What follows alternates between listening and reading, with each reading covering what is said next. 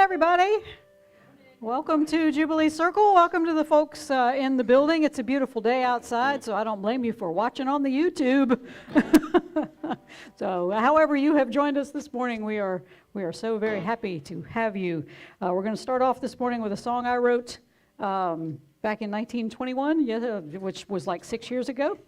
Right, 2021.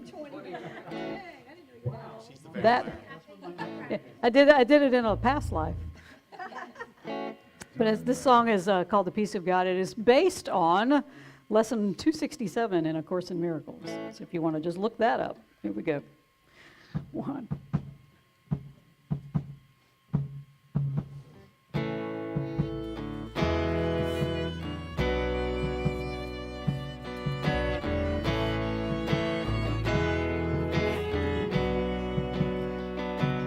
My heart beats, beats, beats with the peace of God. My heart meets you in the field beyond.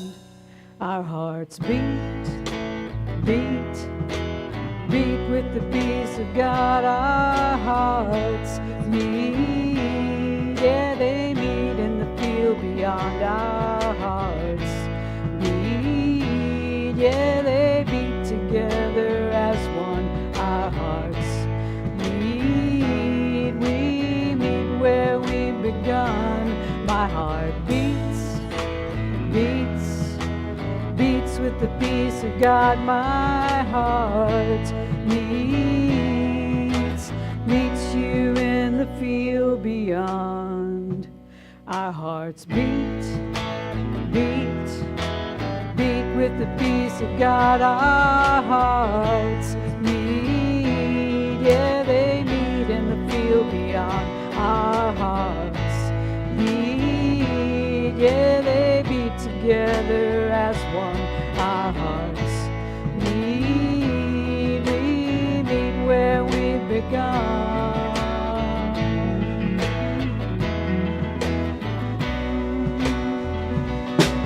Each heartbeat brings me peace. Each breath that gives me strength. Each heartbeat sings your name. Each moment I come home again. My heart beats, beats, beats with the peace of God. My heart meets you in the field beyond.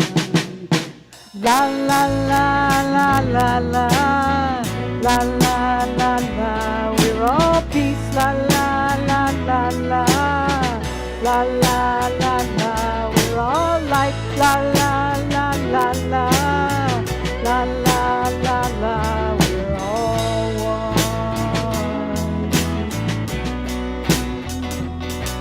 Each heartbeat brings me peace. Each breath it gives me strength. Each heartbeat sings your name.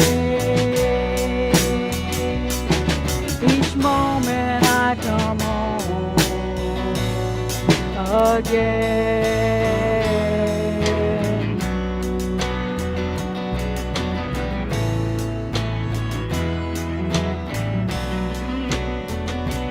My heart beats, beats, beats with the peace of God. My heart meets you in the field beyond. Oh yeah. All right, so welcome again, everybody. Excuse me, sorry. Blowing up the thing over here. I need to turn this down just a little bit. All right.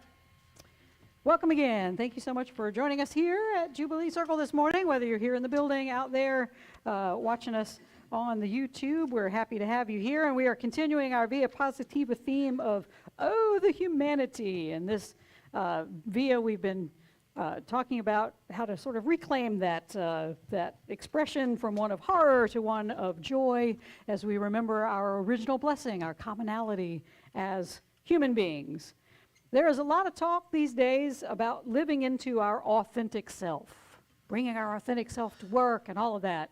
Drop by any bookstore and you're going to find a mountain of self-help books on the topic. And the trouble is, most of those books focus on the small s, self, suggesting ways to sort of change the outward behavior or how to develop new habits that we think will make us happier and healthier. And sure, some of these things might improve our lives for a while, but they're all part of the ego's ways to keep us trapped in this idea and this illusion of separation. If the ego can keep us tinkering around the edges of who we truly are in the name of authenticity and improvement, it can convince us that we're becoming more spiritual, when in reality, we're still just playing the ego's game of seek but do not find. I mean, is it any wonder there are millions of self-help books on the market, and none of us has truly found enlightenment yet? But they're out there, right? So what's the key? The key, I think, is to change our starting point. Instead of seeking to bring something from the outside in, we have to, as my podium says, begin within. Begin within. To realize that nothing on the outside, none of this truly really exists anyway. The only thing that is real is love, according to A Course in Miracles, and we only find that when we begin within. But the world likes to tell us all the goodies are outside of ourselves. There's wealth and health and fame and power, but everything we must take inside from without is fleeting. That's what impermanence is. We only learn the truth about ourselves by discovering what's already within us, what's eternal, love and peace and joy, and then bringing that into the world around us so everyone else remembers to begin within. This is what A Course calls bringing the illusion to truth. And whenever we do that, in big or small ways, that's when the world gets to say, oh yeah. Please rise as you're able. And we begin every Jubilee Circle in the same fashion by remembering the 4 elements, the air and the water and the earth and the fire. And we burn sage as a reminder that this is a safe and a sacred time and a place to set our intentions, to set our personal intentions, to find peace and love and joy within, and to set our intention for the world, that as we do our own work, that peace and love and joy we find within is expanded into the world without. And we orient ourselves in this sacred time and space by calling the 4 directions. So I invite you to turn and face the east. As the sun rises in the east this and every morning, it does so in its integrity. It's not trying to be the moon. It's not even trying to get better at being the sun. It just knows itself fully and does what it's created to do, send its life-giving rays outward. May we be like the sun, remembering that our entire purpose in this life is to shine the love of the holy in every moment. Quarter turn to the right, we face the south. The south, too, it lives fully into what it was created to be. It never complains. It never complains about the heat that it generates. It knows that without its fiery season, the world would be bereft of flowers and plants and vegetables and other bounty that relies on its sweltering heat and humidity for growth. May we be like the South and be the heat of love in the world that helps us all sweat away the impurities of fear and separation. Quarter turn to the right, we face the west. The west, too, it's just out there being itself. It never complains that it exists almost totally in the dark. Instead, it takes pride in shining the lights of its stars and galaxies in the sky. It asks nothing of us but to gaze upward in amazement and wonder and joy. The West knows that the dark times are what invite us to rest, to put aside our burdens and anxieties, and allow that darkness to plant seeds of new growth within us. May we never, ever be afraid of the dark. Quarter turn to the right, we face the north. The north knows that its cold season is an integral part of creation. Without its chilling and frozen times, we would be overrun with bugs. We'd be overrun with always blooming trees and vegetation. There is a time for us to allow the leaves that no longer serve us to fall away, for burdens to shrivel and drop from our lives. May we be like the north, allowing what does serve us, what doesn't serve us, that is, to freeze and drop away. And as we turn back toward the center, you'll find a bunch of people seeking authenticity. I invite you this morning, stop playing the ego's game of seek but do not find. Instead, allow your higher divine self to emerge through the clutter, the anxiety and fear that you allow to block it. We're not here to seek for love jubilance, but to remove anything that blocks our love. And once we do that, the whole world gets to say, oh yeah.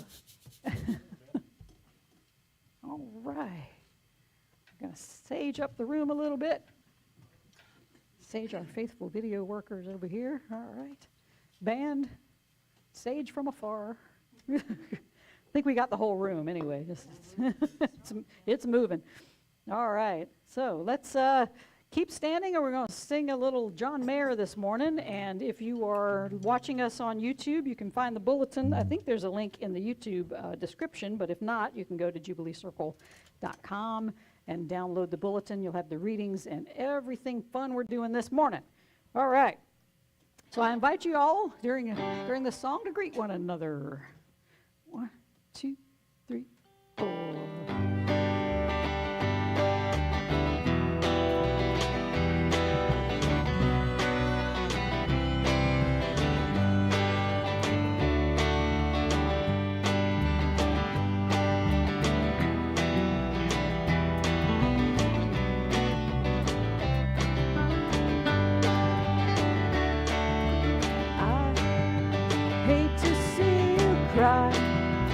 Lying there in that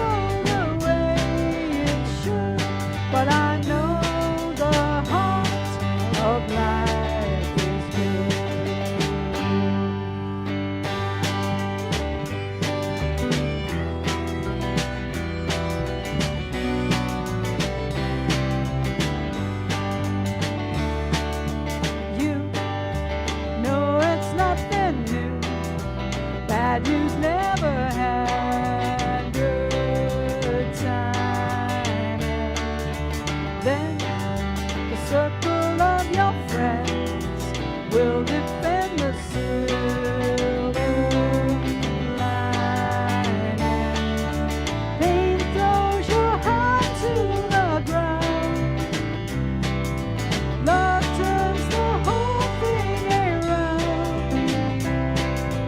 No, it won't all go the way it should, but I know the heart of life is good.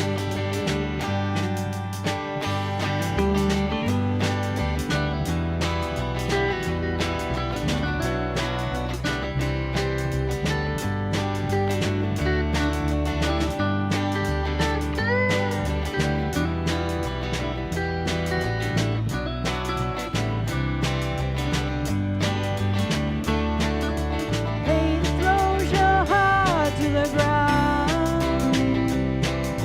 Love turns the whole thing around. Fear is a friend who's misunderstood, but I know the heart of life is good. I know it's good.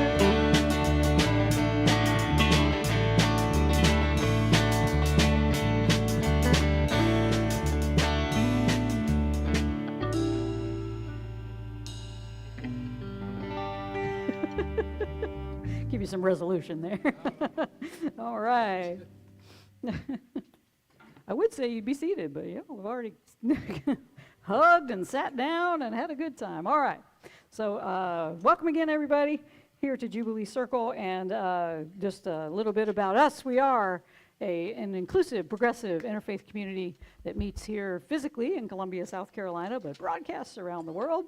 We teach the timeless common wisdom of love and unity that is found in all mainstream religions, in metaphysical philosophies, mysticism, and inspired secular and religious writers throughout the ages. We use popular music and teachings and weekly celebrations, educational and artistic events, other community building activities like workshops, as we seek to create this space for everybody to experience transformation so then they can go out and be that transformation in the world. And we believe we're here to expand our souls, to find a deeper meaning in life, to renew that commitment to love and peace and justice, learn how to love wastefully, and undergo a transformation from the inside out so we can discover how to live more fully into our higher divine self. We also recognize we're part of God's good creation. We're made out of stardust, but we're also made from love and joy.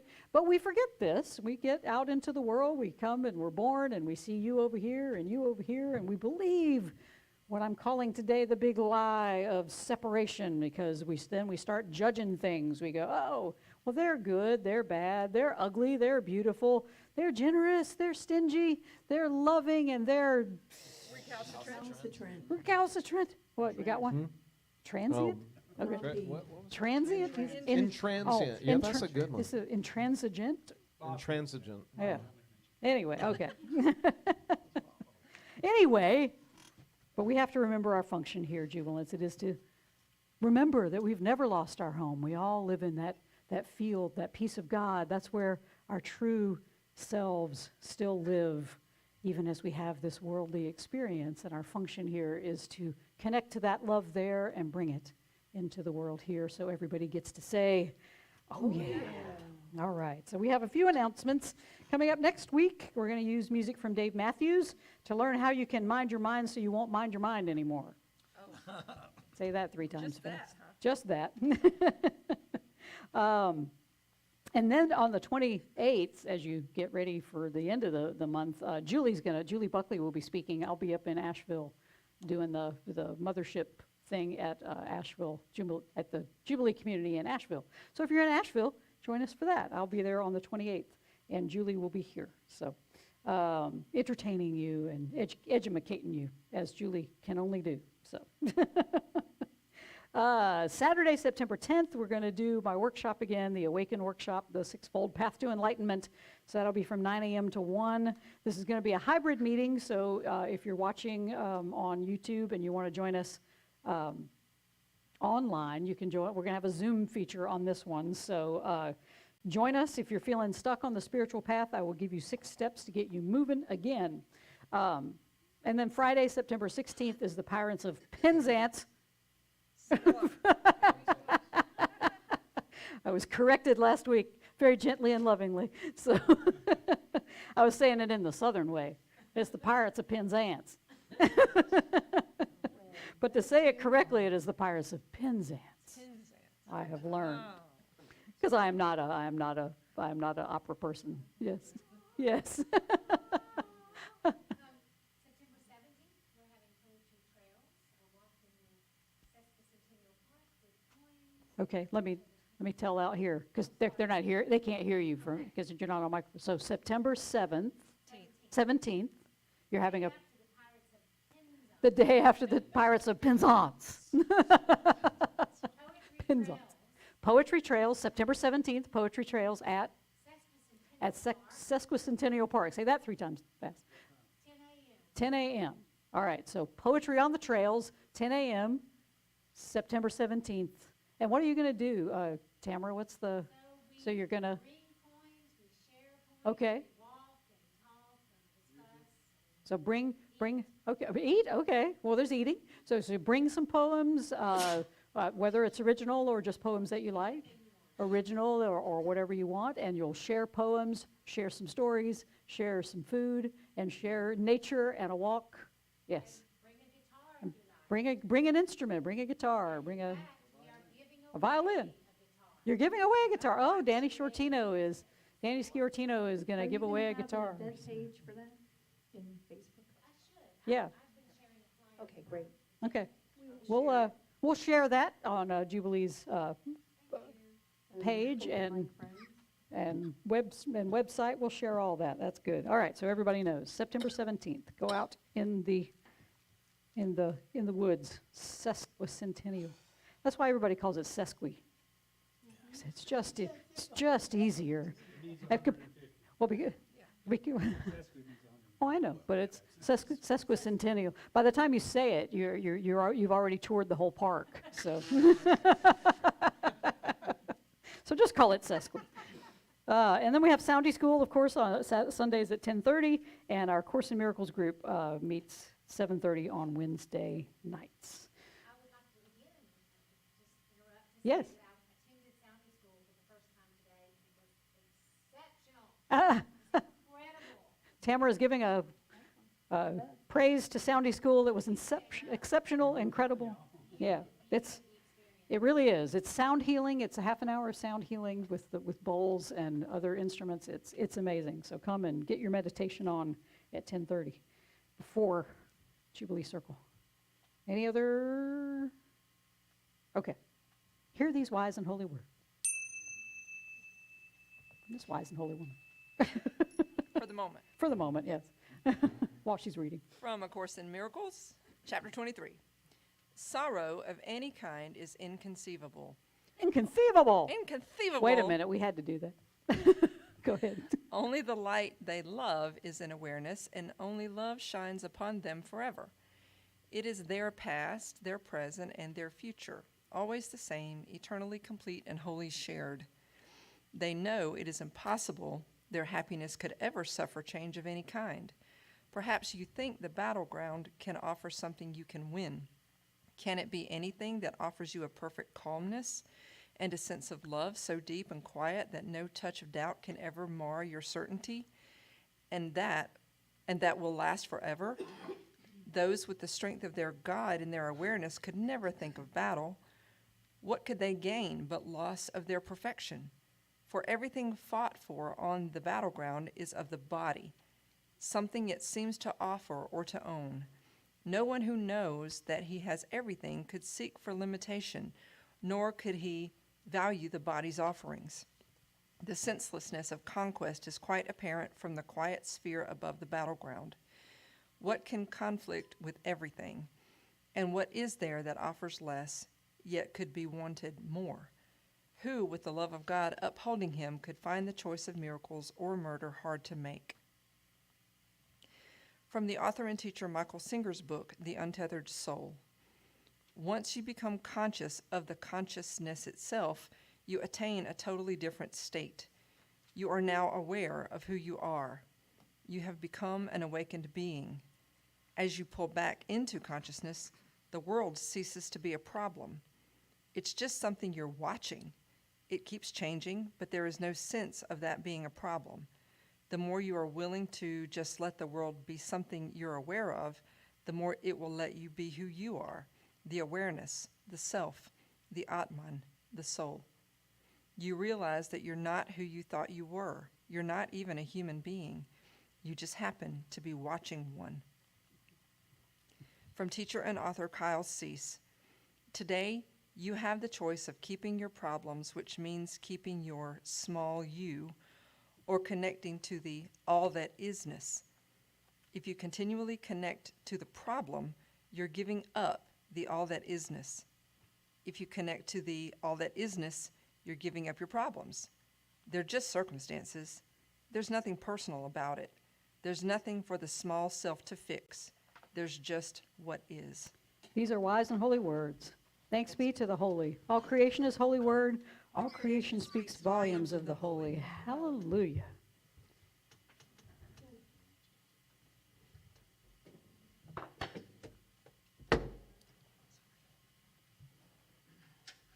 How many problems do you have this morning? 7? Well, that's a nice low number. At least it's at least under a dozen. What if I told you you had one problem? One. You have one problem. One. Yeah? What's your one problem? Me. You? Yeah. Jay-Z says he has 99. Yeah, Jay-Z has 99 problems, but that's not true. Even Jay-Z has just one problem. Michael Singer talks about how old the universe is. He'll go on and on and on about the science of the universe and the Big Bang and how we all got here. And he says 13.8 billion years. That's how old the universe is. 13.8 billion years. 13.8 billion years for this moment to get in front of you. And you have the audacity to go, nope, don't like it. That's a problem. How is it a problem? It took 13.8 billion years to get here, and you go, nope, nope. Next moment, please. Because we think everything's a problem. Everything's a problem. Everything's something to be solved. Everything's something to be fixed. What if it just was? What if the moment just was? I mean, yeah, you're like, okay, well, what if in the moment I'm being robbed or being stabbed? Poor Salman Rushdie. Wow, poor Salman Rushdie. Let's pray for Rushdie. But what if that moment is bad? It's still just a moment.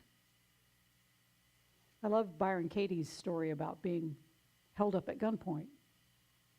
Byron Katie is a teacher who does something called The Work, and she's done the work on herself. And I invite you to look it up and look at her YouTubes. It's amazing. And she had done the work so much that she was so peaceful with everything that happened in the moment. 13.8 billion years happened, and a gunman was standing in front of her saying, give me all your money. And in her story, she says, I remember looking, she was in the desert. She was like in Sedona or somewhere. She was in this beautiful setting, and it was sunset, and she was walking with her husband, and she said, I remember just looking at the sunset and going, this is a beautiful day. Whether I live or die, it's a beautiful day. And she looked at the gunman and said, okay, what do you need? And the gunman was so thrown off because there was no fear in her reaction at all. Whether the guy pulled the trigger or not, it didn't matter to her. Whatever, this is the moment before me. And instead of being afraid of it, she loved it. She loved the sunset. She loved the gunman. She loved her husband. She loved her life where it was. And if it was over, she was okay with that. She is a long, long way from where I would be if a guy pointed a gun at me. I couldn't do that. I'd be screaming. I'd be, oh, man, I'm not there yet. I'm not there yet. Thank God for people like Byron Katie. But the dude was so shaken. He was afraid. His fear met peace, and he ran away. That's the way that we're called to live. Byron Katie didn't have a problem in that moment. A gunman in front of her was not a problem. It was another opportunity to find peace and be it. And she succeeded. I don't know that I would, but it's something to aspire to, right? So in this moment, think, how many problems do you have? The only problem that you have is that you're not at peace. And how do you get there? Begin within, because that's where the peace is. And if you touch it there, it expands until all it is out here is peace too.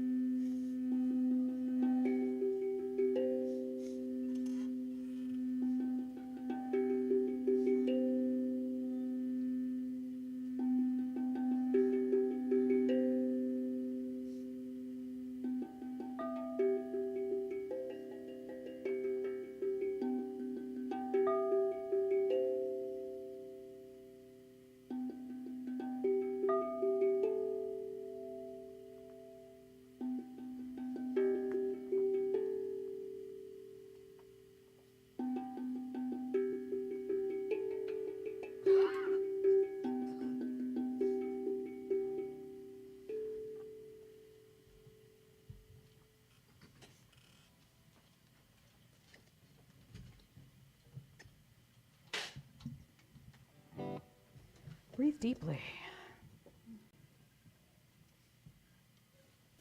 They're going to play chopsticks, that's what happened.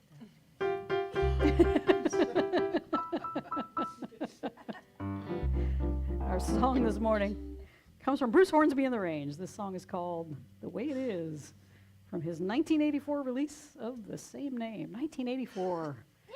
Where were y'all in 1984? You were 5 and in Germany, all right. I was working. All right.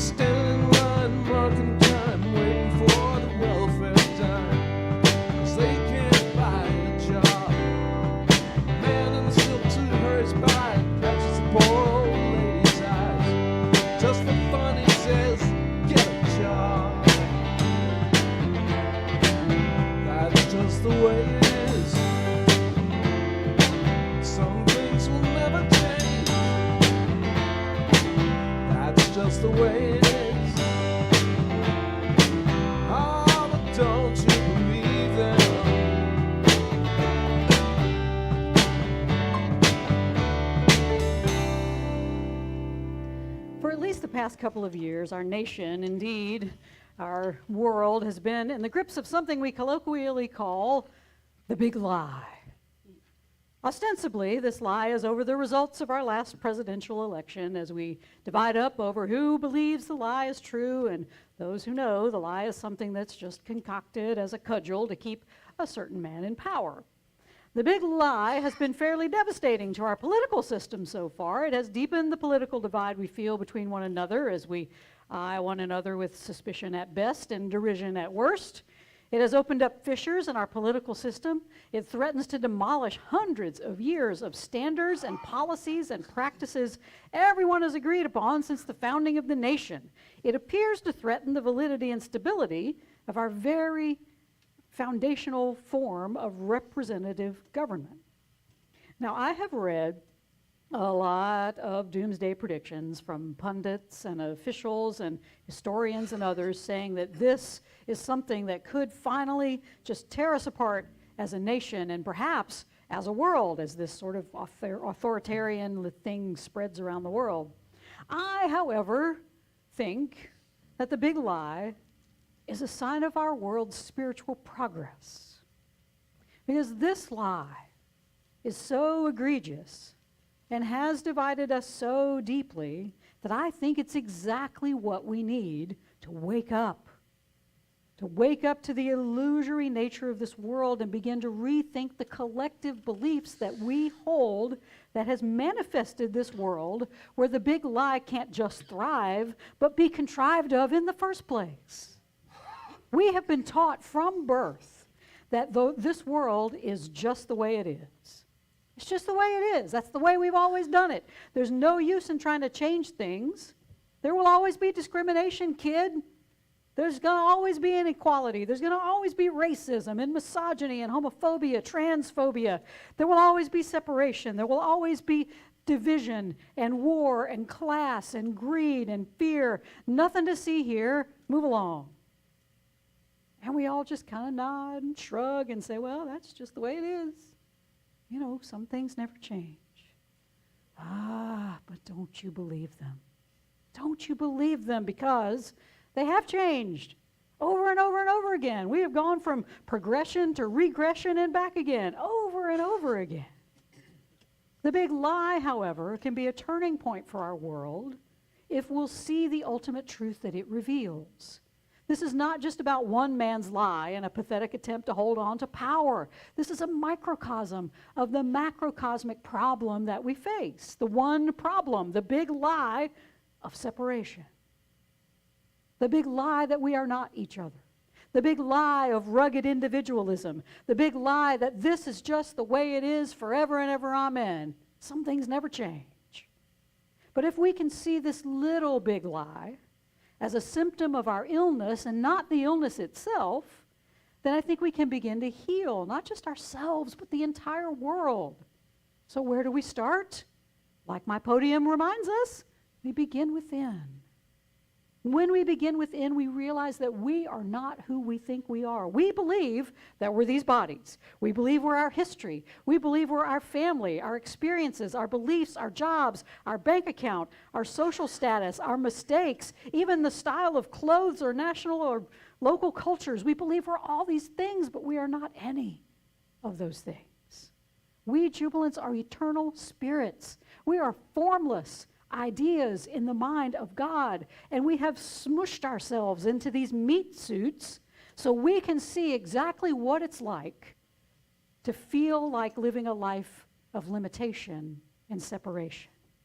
It's like we have challenged ourselves to see just how many limitations we can pile on and still manage to awaken to the truth about ourselves. The body and the bodily world we've created is so seductive. It provides every day, every moment, what appears to be solid proof that I am here and you are over there. We can see it, so it must be true. If we cut our bodies, they bleed. If we do that enough, they die. And so that's some very convincing evidence that we must be this solid thing that we think we are.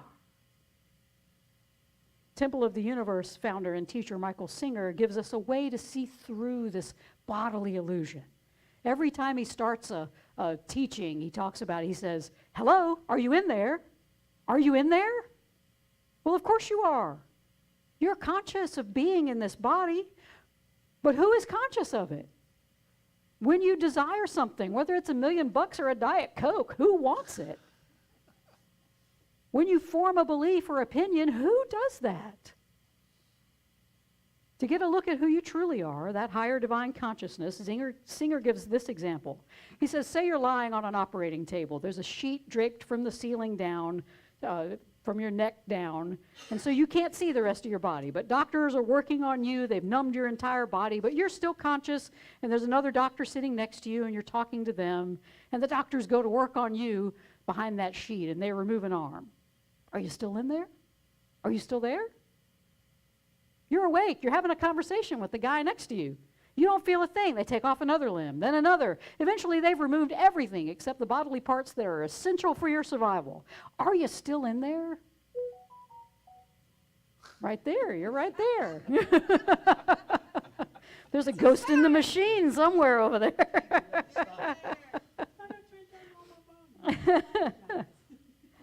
You don't have much of your body left, but you're still the same, right? You're still the same whatever that's inhabiting your body.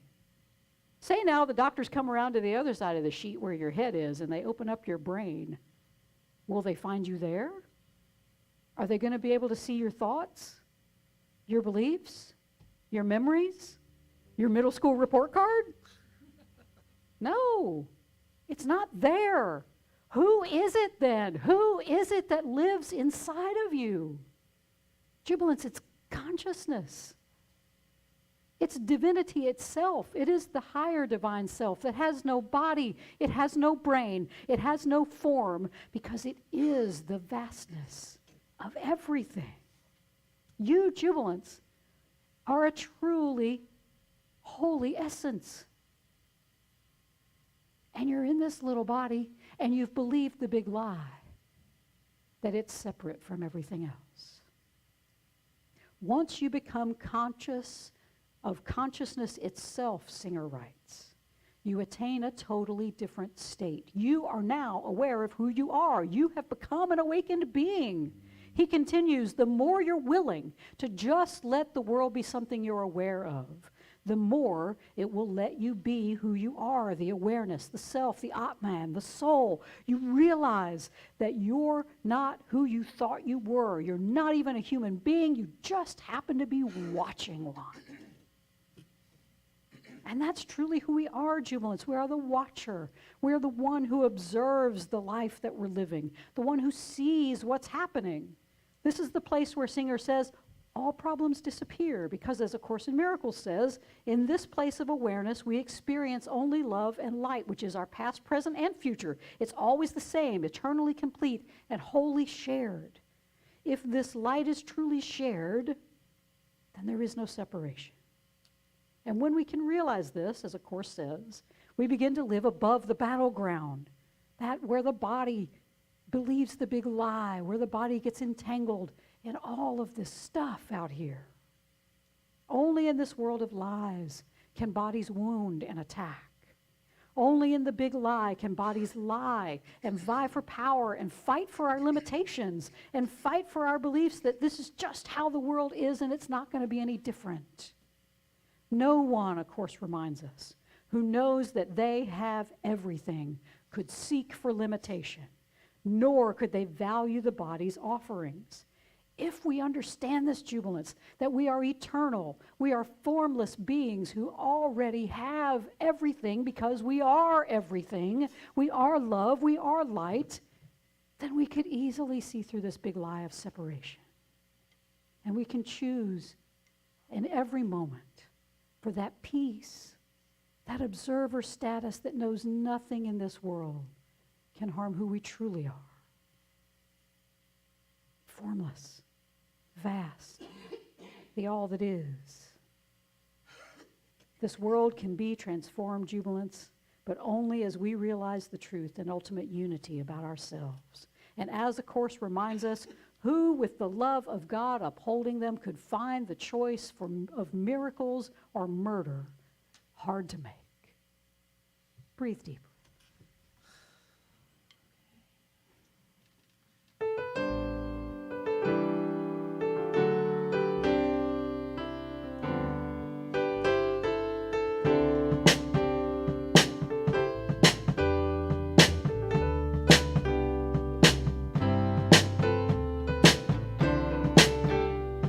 They say, little boy,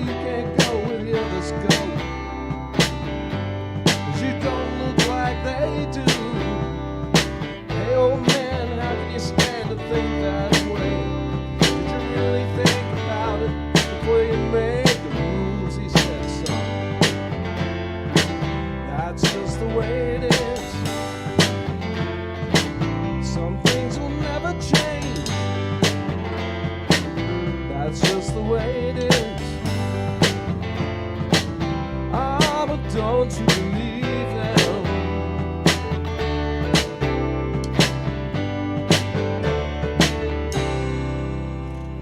As you pull back into consciousness, Singer writes, this world ceases to be a problem. It's just something you're watching. It keeps changing, but there's no sense of it being a problem. And your ego screams, no sense of being a problem. Preacher, you don't know. You don't, what are you smoking? I got a million problems. I got more than Jay-Z ever even thought about. But you don't. A Course in Miracles says you have one problem, our belief in the big lie of separation. It's from that belief that everything we believe our problems stem from. And the ego, though, it feeds on problems.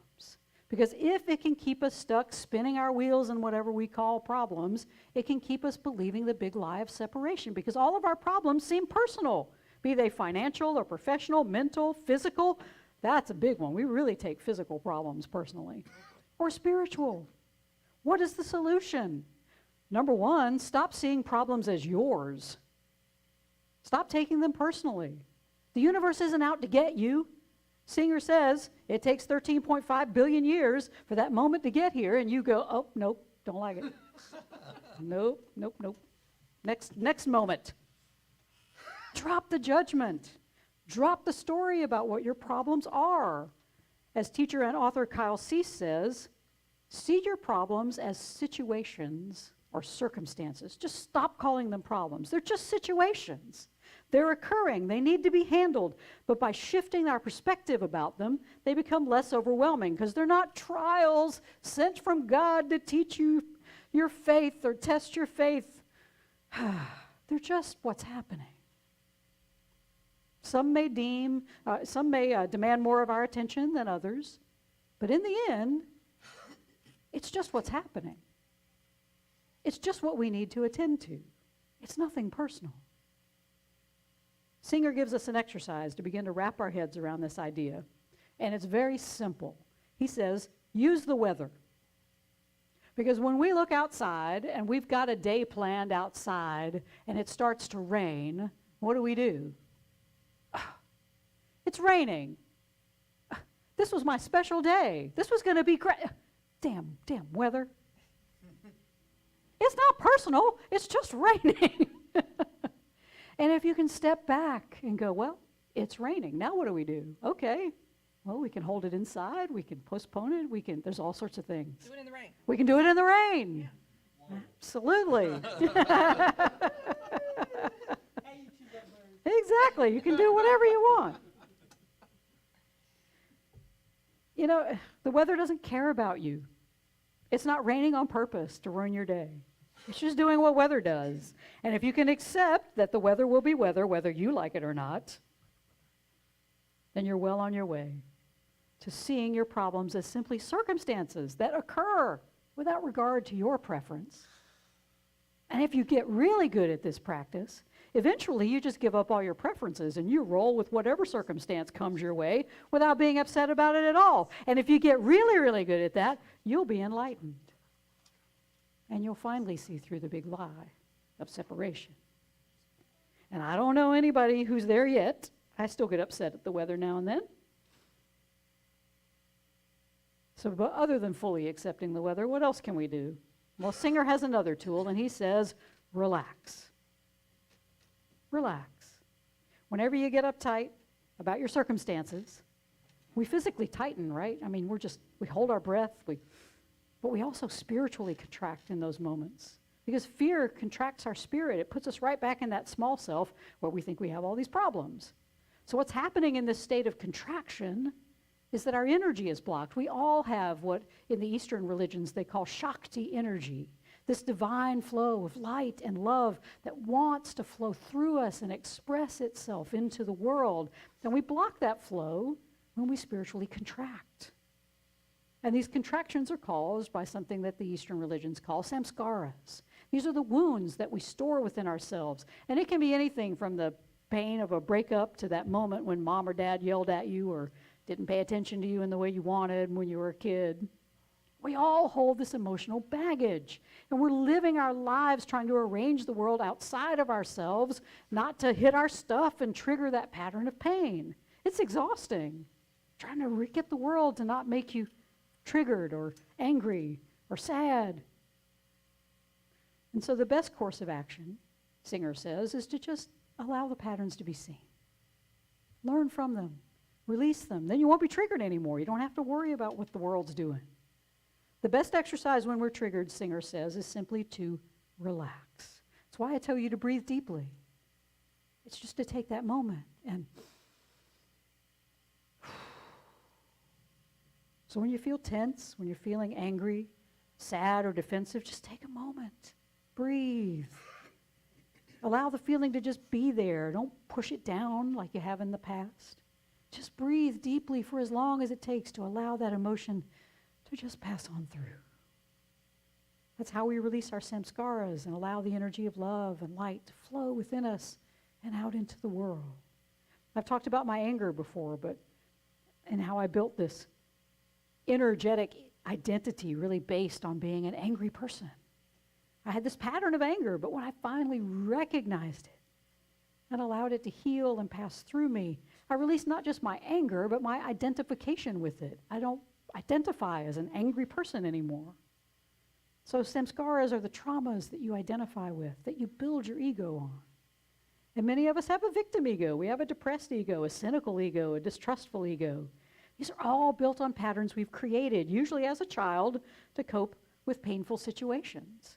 I realized when I was releasing my anger, I was letting a 9-year-old run my life. Because that's when I developed this anger. I was 9 years old. I was angry at my parents' divorce. And I lived with that 9-year-old anger into my mid-30s. How ridiculous is that? But this is why we think we have problems, because we built our egos around painful situations and we call them problems. But Jubilants, you have no problems. You have samskaras. You have painful patterns that need to be seen and healed. And this is our work in the world. And the main tool we have to heal not just our own trauma, but the trauma of the world is very simple, and we find it very difficult. It's forgiveness.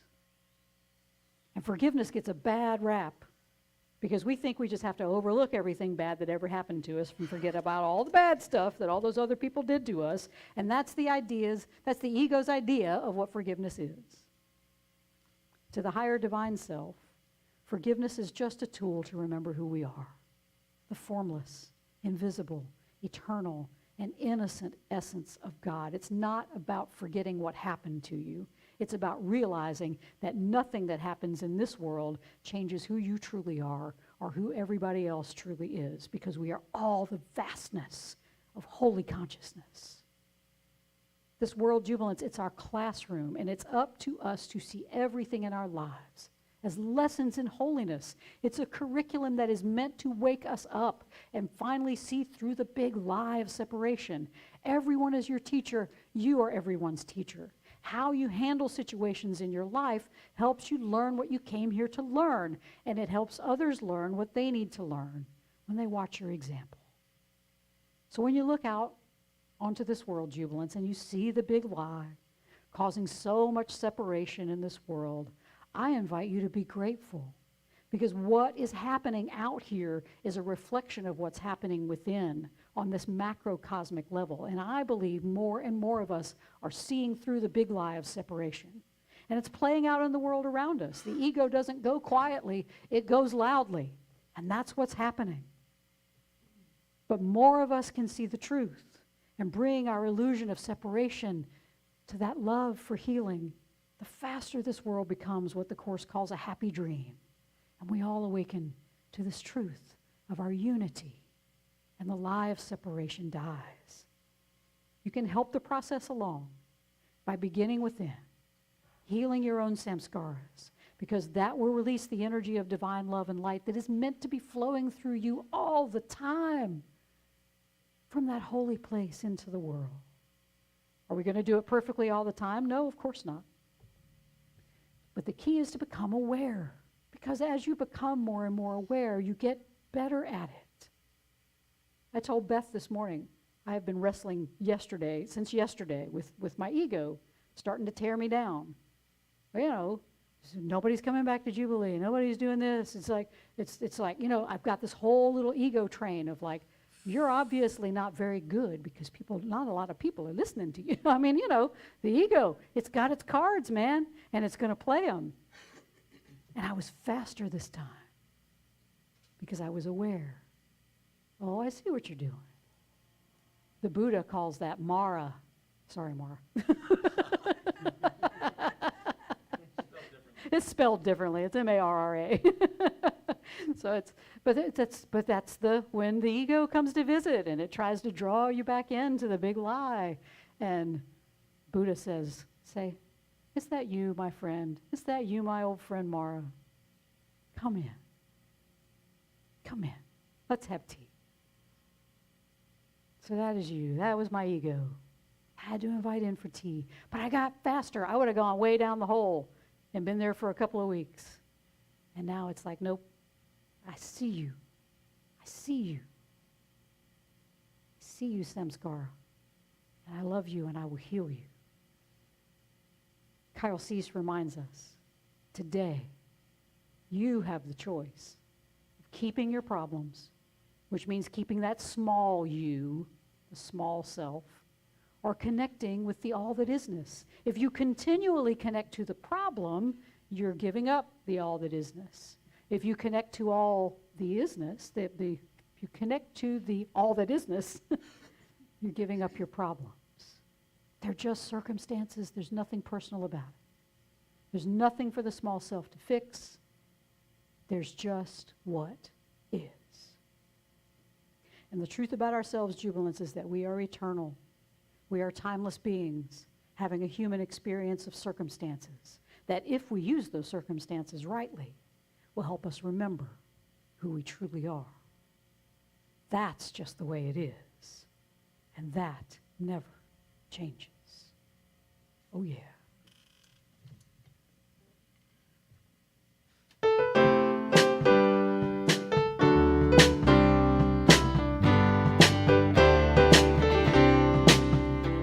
Well, they passed a law in '64 to give those who ain't got a little more, but it only goes so far.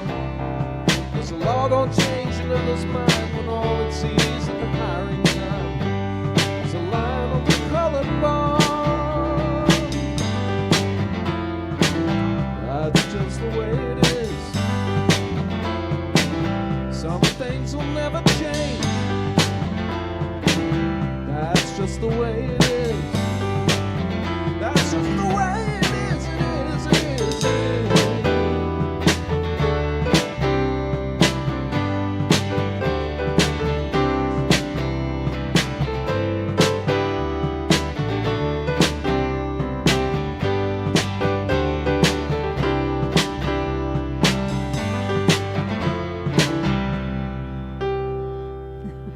Oh, yeah. Michael Reisman over there. Getting his Bruce Hornsby on this morning. And Bruce Clark getting his Bruce Hornsby on this morning. We decided Bruce should sing it since that's his name. It worked. But you notice it took two of us to do one person's job. Yes, exactly. Yeah, that's how talented Bruce Hornsby is. Oh, yeah. And it takes a lot of people to do this job, to do the job of keeping this community alive, keeping this community vital, keeping this community doing what it needs to be doing in this world, and that is helping you transform so you can transform the world, to heal your own scars from the inside, and then be that healing out in the world. And we thank everyone who has contributed in the past and has made all of this, pass that around, and has made all of this possible. We thank you so much for your viewers out there and those of us in the building. Thank you so much. And if you would like to continue to contribute or contribute for the first time, you can go to jubileecircle.com and there is a donate button there. Thank you. There's a donate button there that you can use and give through Venmo or PayPal, and or you can write a good old-fashioned check and send it to Post Office Box 4611, Columbia, South Carolina 29240. All right. So we are going to excuse y'all all of y'all on the YouTube as we have a conversation here in the room. But I want you to remember as you go through the week that if the only prayer you ever say is thank you, it will be enough, because when we are leading with gratitude,